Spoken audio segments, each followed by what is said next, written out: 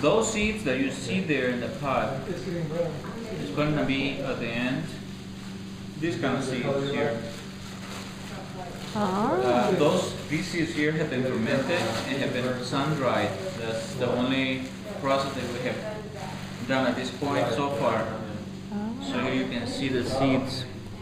And you can break them, and you can see it's no longer white; it's brown inside. Yeah. Actually, those are purple inside. Oh, they're purple inside. Yeah. Wow. And when you ferment them and you sun dry them, they must become dark brown inside. That's what you want. Wow. So these are sun dry seeds. After you sun dry them, then you roast them. And this is what we have as a roasted chocolate here. Wow. So you roast them how? Yeah. I use a huge pot and I make a bonfire and I rotate. Very cool. Sort of Sorry. Hopefully I'm not making you uncomfortable as I videotape you. Okay. These are roasted, and if you squeeze like this, I over squeezed that one. Crushed it. The idea was to get a hole like this. Oh wow. So if you bite into it, you can really sense the flavor of the chocolate. Okay, so you You can can break it in your mouth. It's a little bitter, brown the chicken a little bit more, maybe throw some more but it's not oil on it and really turn it up. Turn up the heat. But the real flavor is not going to come up until you process it through the machine. Okay. 9-hour drive.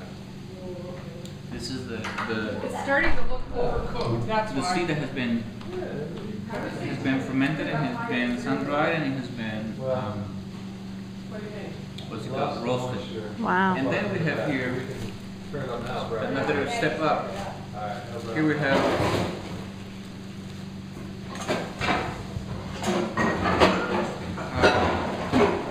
roasted chocolate that has been winnowed with the machine. So all this sort of clouds that we see here is roasted and winnowed chocolate. But it's ready to go. This one is ready to be processed in the machine. Awesome. It does not has the chuck, right? Is that what it's called? Wow. The shell? The shell, No. The husk? the husk. Okay. Cool. Yeah. The machine breaks it apart and it Okay. suctions the husk. Wow. And they really take it away from the actual Cool. chocolate.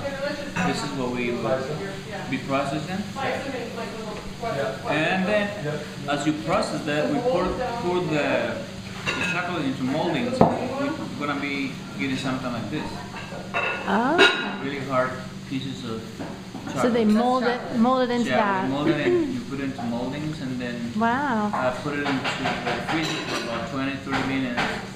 And after that period of time, you really should be able to tip it upside down and it will fall off. Just like ice. Wow. And that would be ready to be packed away. Whatever Yummy. you give it. So that's like pure chocolate, no sugar, no No, anything. nothing. You just use these seeds and you process it and you at the end you get this Wow. kind of product. I have a few pictures that can be showing about the field, and then I can explain you a little bit about the process, planting techniques, and Cool. fermentation, and Put my bean down. disease control.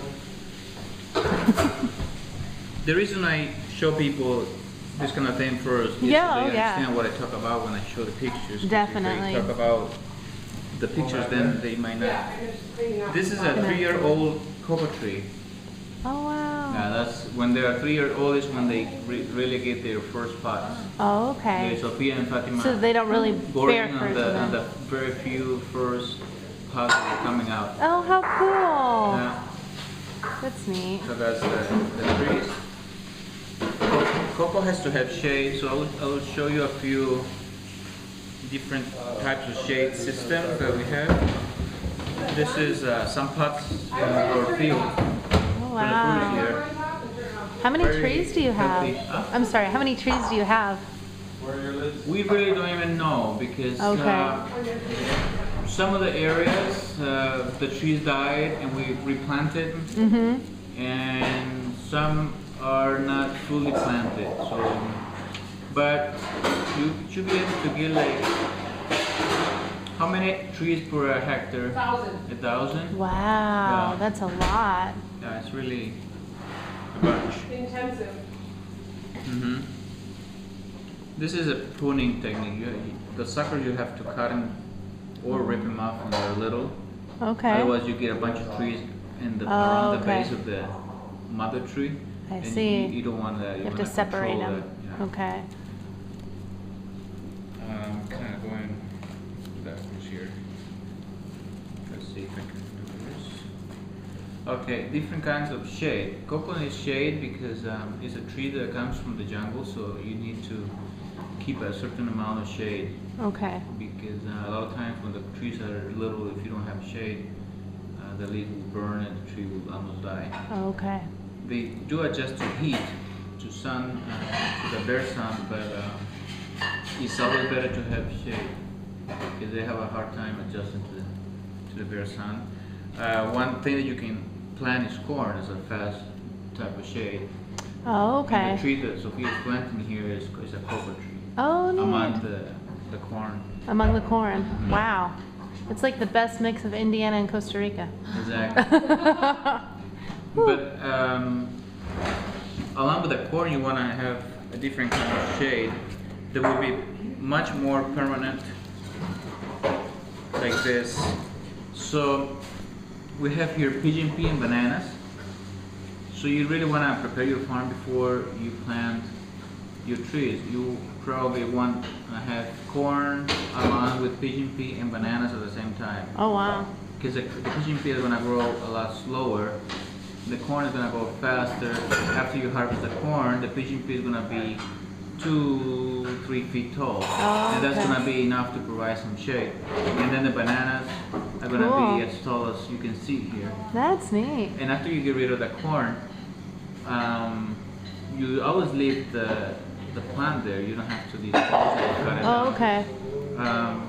But then you play with the pigeon pea and the bananas and some what we call Madero Negro stakes. This kind of tree that you can see Uh-huh. way up here, Yeah. really thin, fine leaves. Yeah. Those are gonna be there for almost 5 years or so or more. Depends on what you want to do.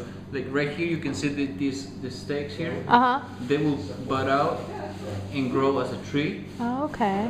and it's gonna take a few years before they have this. So you kind of mark where everything is so you know what's growing Yeah, up. those stakes, I planted those stakes because I wanted to plant a cocoa tree right Oh, where the okay. stake is.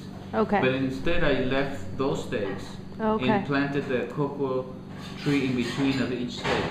Oh, That way I okay. will save the stakes and have a shade. Interesting. So the pigeon pea is gonna be in the field for 2 years.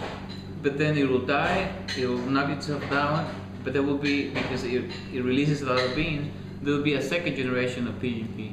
And you can Okay. have about 3 different generations. Oh, okay. The first is the best one, but the second one and the third one is not as strong because there will be a bunch of them growing at a time, and only the strongest one you will be leaving in the field. Besides, the banana and the cocoa will be growing together, so then you have to really select what you want. But anyway, the pigeon pea so is going to be there for about 2 or 3 years, and then the bananas is going to be there for 5 years or more until the cocoa trees are big enough, like the first one we saw here. At this stage, you really have gotten out of banana trees pretty much because the tree needs space to grow, and Wow. because the banana grows in a bunch, Yeah. it takes a lot of space. You have to constantly be thinning out, like every 2 months, Wow. the bananas, knocking them down and leaving the tallest Interesting. ones in the field to provide shade. Wow. Uh-huh. That's a lot of work. Yeah, it's a lot of work. You really have to be on top Uh-huh. because if you really want a lot of shade, but you don't want to overshade your field. Otherwise, it starts to compete with the trees. Trees and shade competing together, and then it's not good. Oh, that's interesting. Yeah. Wow. Another good aspect on bananas, well, this is our plantain. Plantain or banana is that there is a bug that pollinates the trees, Uh-huh. Exactly. and So they multiply themselves. They breed. They live off banana stumps. Oh, So when the okay. stump get knocked down and rots, that's what the bug likes to live in. That kind of Okay. environment, really, like full of moist, and it has a place to live. Somewhat, I think they get their nourishment from the banana stump, Uh-huh. so they can survive. I think it has to do with the moisture. I'm not very sure. I have to find out what Yeah. the whole banana bunch provides to the bugs. Uh-huh. So it's really important to have banana trees in your field, so you really ensure that you have the bug living in the field. That way you have a good pollination Cool. system. Awesome. Okay, so along with all the shades, this is a new farm that I was kind of preparing ahead of time. I was getting rid of the grass, and these are the stakes that I was planting. Okay. 3 by 3 meters. Wow. Here I was planting more separated, but in between I was planting little stakes. That's why you can see them. That's one neat. technique. This kind of tree works really, really well because it fixes nitrogen to the trees. And Okay. if you have pigeon pea among this kind of tree, you really do not have to apply any kind of fertilizer for the first 3 Wow. years. That's So it's neat. very, very important to prepare your land before you plant the cocoa. Wow. Cool. Previously, when we started planting different plots of cocoa, we would do a greenhouse. We'll plant them in bags. But then I found out that you can really just open the pot just like that one, Uh-huh. get the seed, 1 or 2 seeds, and put them in the ground, just about this deep inside. Yeah. Uh-huh. And like 2 weeks later, you have a little tree. Really?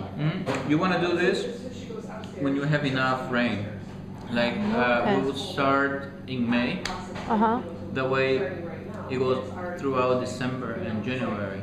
Okay. January, February, March, up to March. So Up you to really March. have most of the year of good rain to ensure that Okay. that tree is going to have enough. Because your rainy season ends in March, and then Yeah, you get sometimes to. in San Carlos we have 2 months of dry season, so Okay. you really want to plant the trees Before in that the happens. beginning of the rainy season, so when the dry season comes, they're strong enough to survive. Gotcha. Because if you plant them like right now, then gonna be April, March and April, which could be very, very dry, Uh-huh. and the trees might Wow. die. Interesting. Very cool. So I was telling you that we plant the shade, the Madero Negro every 3 square meters, and then, but we want this tree, we don't want this tree, once the trees are up to 3 years old, we don't want all the stakes hanging out around. Okay. We're gonna thin them out probably to every 6 meters, 6 square meters. But then, it's gonna be a much higher shade, which is a timber species, hard redwoods. This one is an almond tree, Wow. and it can host green macaws. Oh, wow. You can read here about it. And it can be food for rodents too. The seed can, Interesting. the paca can eat them, which is Wow. a rodent So how'd you family. learn about all this? This is really Well, you should just amazing. live in the country. Think about it and ask Wow. and read. Your And, dad knew a lot too, but what?